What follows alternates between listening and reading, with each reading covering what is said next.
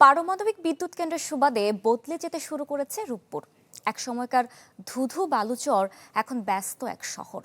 সকল ক্ষেত্রে পরিবর্তন এসেছে এই অঞ্চলের মানুষের মাঝে, বদলে যেতে শুরু করেছে চিত্র।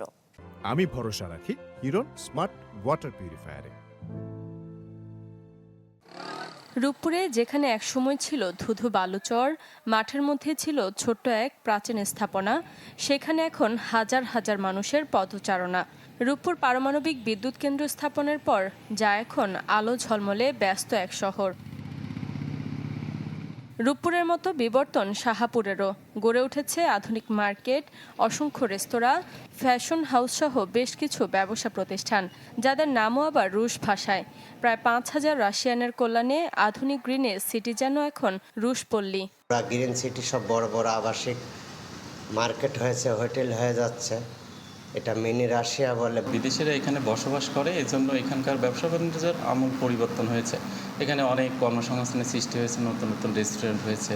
রূপপুর পারমাণবিক বিদ্যুৎ প্রকল্পের কাজ শুরুর পর থেকেই বদলে যেতে থাকে এই জনপদ। গড়ে উঠেছে অন্তত ৫টি রিসোর্ট, প্রায় ৩০টি রেস্তোরাঁ, ১৫টি বেসরকারি হাসপাতাল আর 10টি শপিং মল, যেখানে তৈরি হয়েছে কয়েক হাজার মানুষের কর্মসংস্থান।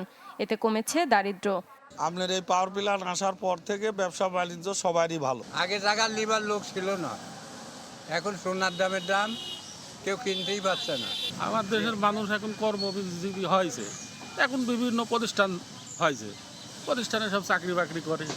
রূপপুর প্রকল্পের প্রভাবে আর্থসামাজিক পরিবর্তন ঘটছে স্থানীয় জনপদের। জমির দাম বেড়েছে কয়েক গুণ। Desk report, channel 24।